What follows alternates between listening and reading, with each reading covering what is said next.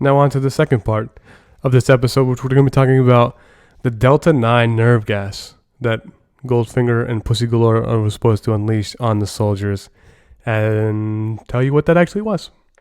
So in the plot, Goldfinger releases a chemical agent called Delta 9. Delta 9 is inspired by Delta 9 tetrahydrocannabinol, or more commonly known as THC. Now, if you know what THC is, and you're giggling now to realize that what Goldfinger actually did to the thing, THC is the active ingredient in marijuana. It causes it's the psychoactive effects, commonly associated with smoking marijuana. Now, I'm not saying that anyone who's listening to this or watching this on YouTube has ever smoked weed, because weed is illegal in most states or most countries. I'm sure you heard it from friends. Not saying you ever smoked it. Not saying you partook in the ganj. But, you heard from friends that smoking marijuana causes certain effects like, euphoric state of high or relaxation or anything like that. Again, friends of friends. Same here. I heard from friends of friends, I certainly never partake in gravity bongs or hookahs or rolled big fat J. Never done none of that stuff. No way. Not this guy. Anyways, so basically what Goldfinger did was made everybody high. So the Delta tetrahydrocannabinol wouldn't have had the effect that was shown in the movie where everyone just like passes out really weirdly. It really just, everyone would have been grabbing Cheetos and maybe ordering pizza and Funyuns, man.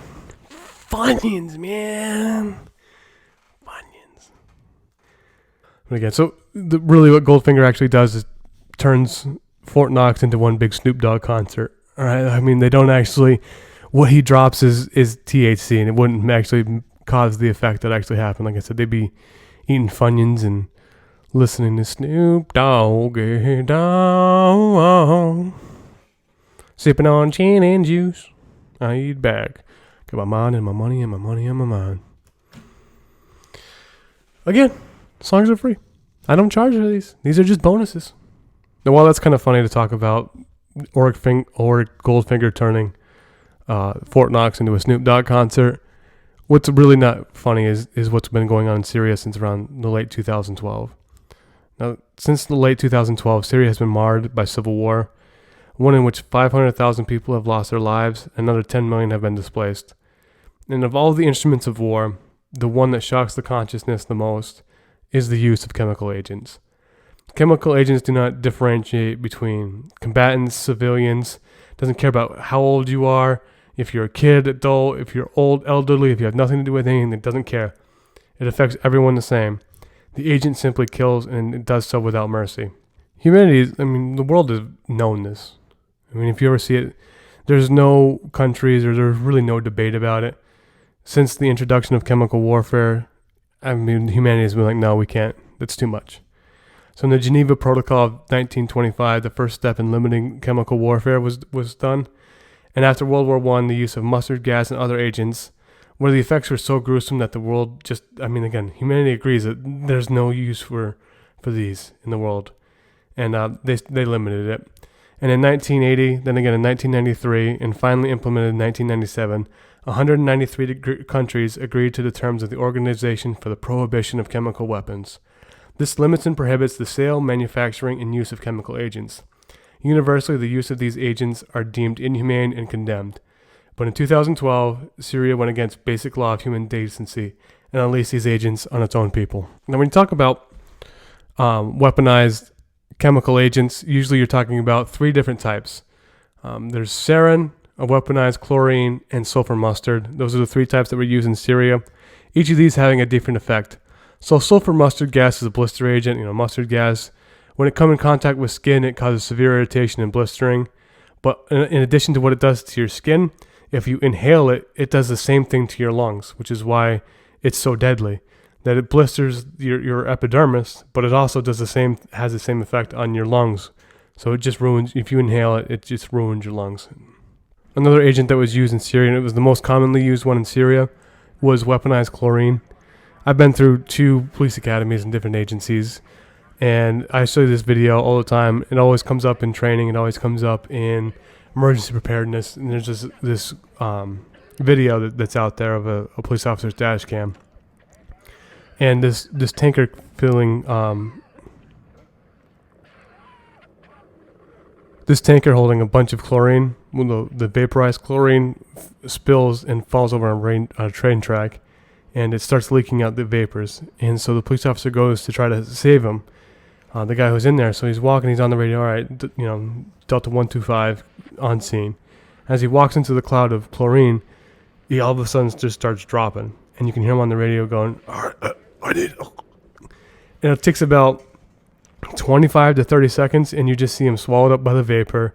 He dies almost instantly.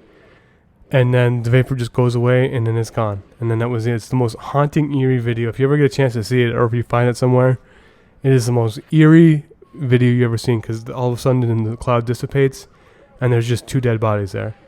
And it's very eerie to see what these types of vapors do. And the third type is probably the most, I don't know, it's definitely shocks the conscience to see what it does to this is sarin gas. So sarin gas is completely man-made. Chlorine is on the periodic table. Sulfur is on the periodic table. Sarin is completely a man-made agent. So it started as a pesticide in Germany in 1938, and in its pure form, it's a colorless, odorless liquid, but it can be weaponized into a gas and then disperse. What also makes sarin gas unique is that it's heavier than air. So when you disperse it, when you unleash it, it stays sitting in the air, prolonging the exposure of your targets. So as it sits there in the air and you keep breathing it, the effects happen in mere seconds. The way sarin works is that it blocks the operation of enzymes that stop the stimulation of nerve cells. And without these enzymes, the cells are in a constant state of activation, causing them over time to just die and collapse from exhaustion. It's why you see them twitching, people disfigured, their muscles contorted, their bodies contorted, is because their muscles are in a constant state of activation, stimulation, and it's agonizing. It is an agonizing death, and there's nothing you can do because the enzymes are completely blocked. Your brain cannot send the stop message to it. Civil wars and civil war, you don't always want to get into involving world affairs, but in Syria, when they started using weaponized chemical agents on its own people, and to see what kind of horrific deaths that has to children, to older people, you have to step in. It's one of those things, no matter what, you have to. You can't let someone in the world, have those kind of atrocities towards humanity. And to further talk about this, we're going to bring in my good buddy, Ray Kromphold from the Bond Armory. You know him. He's been around for a while. He's one of the OGs. He's really one of the big reasons why I'm here. He's a firefighter in Baltimore City. So he has extensive training on all these gases, how to handle it, and what to do. And he has all sorts of insight about it. So welcome in my good friend for a long time, my good buddy, Ray Kromphold. All right. I want to welcome in my good buddy, Ray Kromphold. I know anyone that listens to me is already listening to him. Bond Armory, subscribe. Best videos going. He's got some good stuff on the horizon. Ray, welcome in. Thanks for coming on today, buddy. Oh, absolutely, man. Wouldn't miss it for the world. Appreciate you having me. Well, you're always the handsomest one. Like you're the one with the new haircut, and look at that, just styling up this place. Oh man, yeah. My fade kind of got screwed up from the surgeon, but other than that, it's looking pretty good. Thanks, Bill the Blade. Do you want to give a quick spin for the audience? A quick spin. Oh, yeah. So been out of commission for like 2 months now. Had a big old, like the rest of me, lumpy fatty mass on the back of my head that needed to be removed. Wow. So non-cancerous. It's all good. Well, good. Yeah. Looking better than ever, buddy. Appreciate it. So today we're having on Jan for the Goldfinger episode, and I know that, look, it's the most iconic. I don't think there's any doubt that Goldfinger is the iconic movie, and I just want to tell you how does it hit towards you? How do your feelings on Goldfinger go? Goldfinger was the movie that I was introduced to Bond through with my grandparents, so it's definitely my favorite. Has that nostalgic feeling to it. It's always in my top 2. It's Goldfinger and Casino side by side. It's just hard to fight the two. I love it. To me, it's just the Bond movie. What about is it your Sunday night one, or you just do you appreciate it for its like critical that it's just the best Bond movie, or is it like you're also your favorite one to watch? Um, hmm. I don't like getting critical with my Bond movies. I think there's a lot of people that just get way in depth in it. I'm there for the entertainment value, and Goldfinger does it for me. I would. It's probably one of my. Yeah, I put it up there with like my probably number one played Bond movie. Absolutely, it always ends up in there. Probably Goldfinger, Casino, Quantum. So, Look at that, a Quantum lover. Good for you. Good for you for admitting it too. Loud and proud. Yeah, you don't have to be like one of those closet ones that are like, oh, I don't like Quantum as much. No, say it proudly, buddy. I do. So we're going to talk about, and I know that you were the first person to really talk about what actually Goldfinger drops on Fort Knox, the actual gas it was. I remember you were the first person that actually told me what it was, and I researched it more and found that, yeah. So we talk about how Goldfinger really just turned Fort Knox into a big Snoop Dogg concert. Yes, you had posted a hint for one of your podcasts, and I can't even remember which one it was, but all the clues just built up, and I'm sitting there like, what could it be? And if for some reason it just resonated with Goldfinger, and the gas that he pours out is essentially like THC, which is the chemical ingredient in marijuana that actually gets you high. And so Raymond, what does that feel like? I wouldn't know, Donnie. No, me neither. I'm friends a of friends. Employee. being a government city employee, I for certain, being in law enforcement, have never taken part in such activities. But hear from friends of friends. You've taken a lie detector to prove that too. That thing would be buzzing, bitch. Wait, it's Baltimore. So. Yeah, right. First of all, you just walk in city limits and you're getting a contact high in Baltimore, so. God, yeah, you might even pick up some fentanyl in the process. Yeah, just the THC and fentanyl. That's basically what's in the water. Right. Oh man. Well, anyways, it was fun being a police officer while it lasted. So. I'm getting drug tested as soon as I go back to work. I can tell. I just got a random one last week too, and I'm definitely gonna get another one. I already know. Oh no. Not that anyone actually watches this, so I think we're safe. But man, I just thought it was hysterical that like I guess it was around the same time period that like reefer madness, that type of like anti-marijuana propaganda was still resonating through U.S. culture and everything. So I don't know if it was just randomly picked letters and stuff that they just named it. Oh God, help me out. What was it called? Delta 9. Yeah, Delta 9. I don't know if that was just randomly assigned or if that actually had something to do with all of that.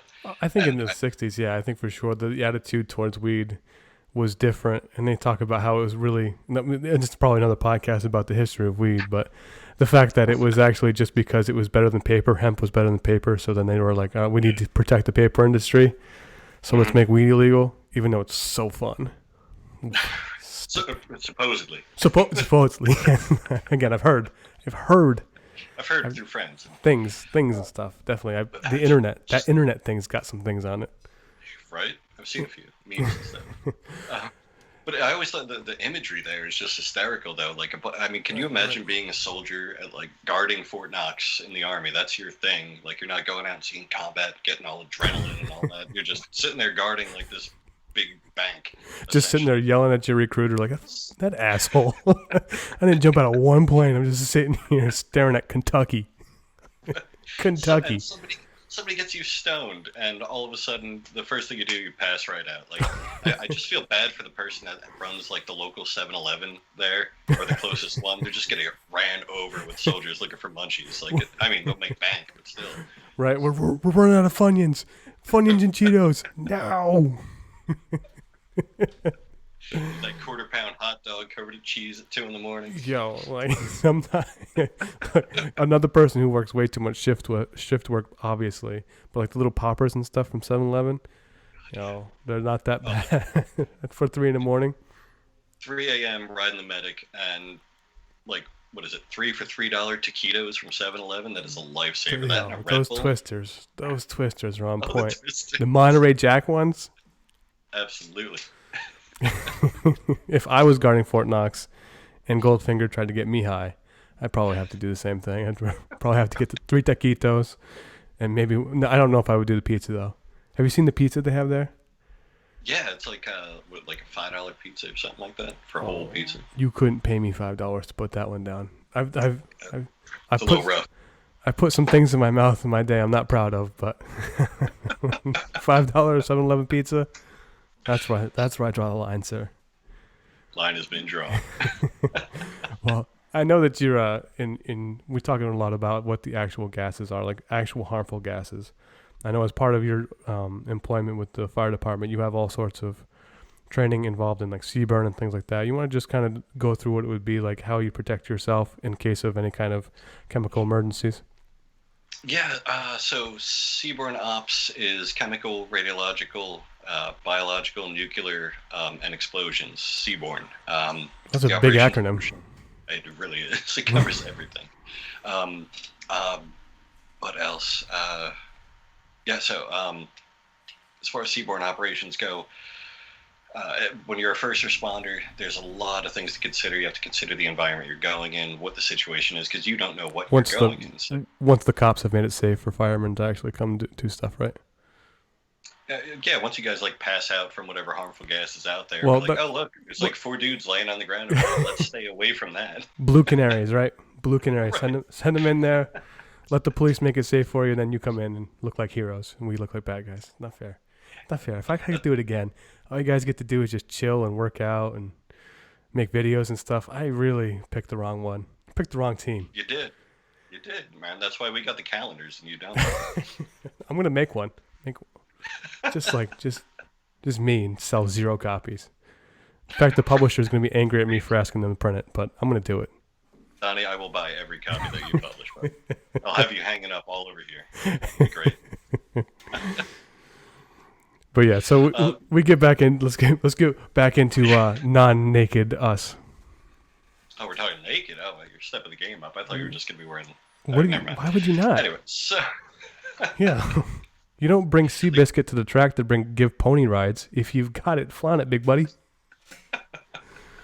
We're saving the commando video for one of my channels. Anyway, so like seaborne operations, again, that covers like everything for the most part. That's going to be like a terrorist attack, a big accident, something like that.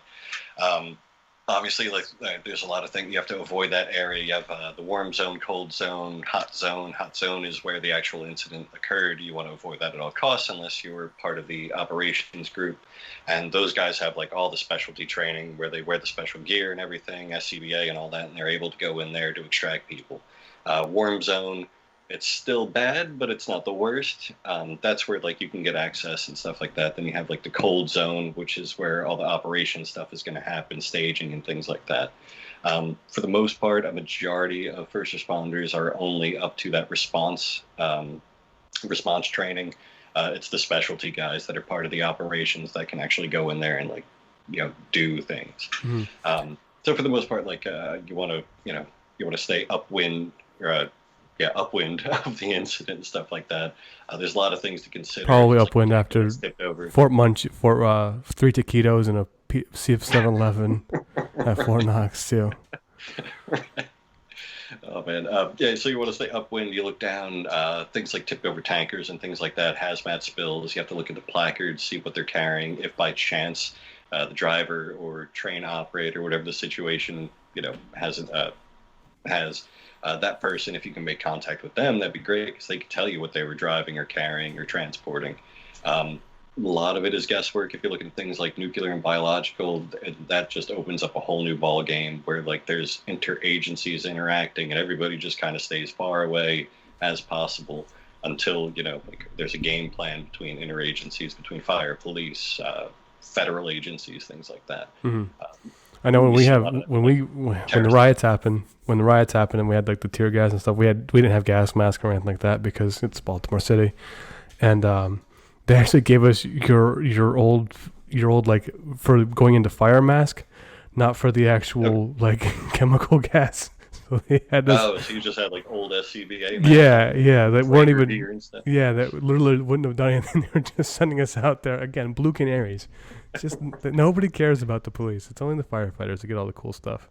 No, we carry on every rig. We carry a police bottle designated the police bottle, and it's the same setup that we have, same gear and all that. Don't hate. Yeah, what do you put in there? I don't trust anything. Look, if we I had remember the last time we changed the bottle. I'm just saying we have one there. If I had a firefighter bottle, it wouldn't be air I'd be putting in there. Right. Well, buddy, again, so we're talking about Goldfinger, and one of the main points of Goldfinger is turning things gold, right? So I got to tell you, I got to ask you, it's a really important question, as all these quantum history questions are.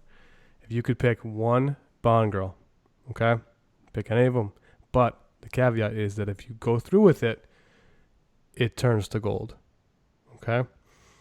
What Bond girl is worth having your member turn to gold?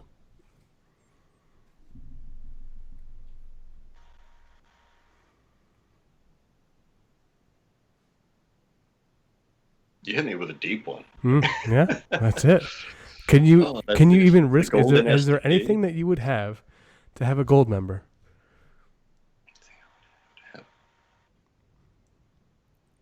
Oh man, yeah, and I'm drawing a blank on her name right now, and I feel terrible about it. Rosa Klebb? No. Okay. No. Spectre. Funeral scene. Yes. Monica Bellucci. Oh, Monica Bellucci. Good job. Yes. Good job. Yes. Yeah, I would. That thing could turn to dust, and I'd be cold, and I would do it for Monica, especially like that 95 to 2005, the Matrix and all that. That Monica. Oh yeah. Yeah. You can have it. You can take it off after. You don't have to just be gold. You can just have it. Done. It's totally worth it. Exactly. I bestow upon thee. Well, Ray, as always, like I said, you were one of the main reasons that I'm even in this community. So thank you so much. Thank you for everything that you've done for me. Thank you for everything you've done for Quantum History. And if you guys aren't following Ray Kromphold Bond Armory, fantastic page. He's got a lot of good stuff coming up. And your she shed looks amazing, buddy. I can't wait to see the interviews in your she shed. It's a he shed, and you are a friend, and I am a fan as well. So thanks for having me on. All right. Thanks, my man. Take care. I wouldn't take this abuse from anyone else. I don't know why anybody talks to me, to tell you the truth. All right, my man. As always, thanks again for coming on. Take care, buddy. Anytime. You too. Thank you so much, Ray, for coming on. It's always a treat. Whether we're hanging out doing Bond stuff or whether we're hanging out as friends, it's always a good time to hang out and talk to you, Ray. So thank you so much for coming on today and sharing your insights. And thank you so much for tuning in. Everyone who's helped me, who's supported me, who's given me a shout out for the YouTube channel, who subscribe. Thank you so much. Thank you so much for everyone that subscribe. Thank you so much for everyone who's done that. All the views, all the help. Thank you so much, guys. I cannot thank you enough. Thank you for tuning into this episode. It's been Goldfinger. He's a man with a Midas touch. I know, right? I can't believe I'm giving away this free singing, but I think I got a career. When this podcast thing and when this YouTube thing is over, I think I'm going to start, little Donnie Timberlake, little Donnie Bieber, D-Biebs. That's what I should be, D-Biebs. I like that. I like that a lot. I think that's what I'm going to go. D-Biebs or D Timberlake. Dun, dun, dun, dun. Dun, dun, dun, dun. All right, I don't know. If you lasted this long, you should know what's coming up. Thank you so much for tuning in. This has been Quantum History. This has been Donnie Waldron. This has been episode 19 or 2, depending on where you're at.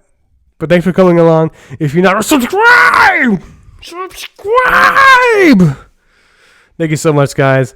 Take care. Be positive out there. Thank you again for all the love. Quantum History, Donnie Waldron signing out. Bye. Goldfinger. He's a man with a Midas touch. Okay, for real. Goodbye. Thank you.